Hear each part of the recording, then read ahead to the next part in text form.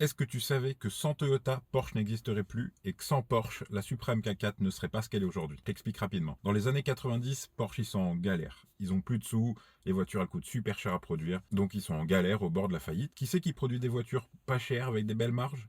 Toyota. C'est donc tout naturellement que Porsche se tourne vers Toyota pour leur système de production Lean. Donc ils feront appel à des ingénieurs TPS, Toyota Production System, afin de construire une voiture qui leur reviendrait pas trop cher, d'augmenter leur marge et l'efficacité de production des véhicules. C'est un système assez légendaire qui consiste à réduire le gaspillage, etc. Et donc ces ingénieurs sont venus gérer la totalité de la production des Porsche à cette époque. Ces consultants japonais ont enseigné à Porsche ces techniques pour réduire les coûts, etc. Et grâce à ces techniques, Porsche a pu développer la Porsche Boxster en 96, qui leur permettra de redresser la barre et relancer la marque. Sans ça, Porsche aurait coulé ou aurait été racheté par quelqu'un d'autre. Et sans ça, Porsche ne serait pas aujourd'hui une des marques avec le plus gros taux de rentabilité de l'automobile. Et c'est assez ironique quand on se dit que quelques années auparavant, Toyota a acheté une Porsche 911-964 pour la démonter de A à Z et s'en inspirer afin de travailler sur une voiture ultra performante, bien équilibrée, etc. La Supreme K4. Comme quoi, au lieu de se tirer dans les pattes, des fois, les constructeurs feraient bien de s'entraider. J'ajouterais qu'avec un peu d'observation, on peut constater que la MR2 est déjà en quelque sorte une Porsche Boxster. Le but étant de démocratiser les petites sportives avec moteur central arrière, c'est pas impossible qu'il y ait une idée qui a été soufflée par Toyota à l'époque. Si ce genre de petites anecdotes te plaît, n'hésite pas à t'abonner. Bisous!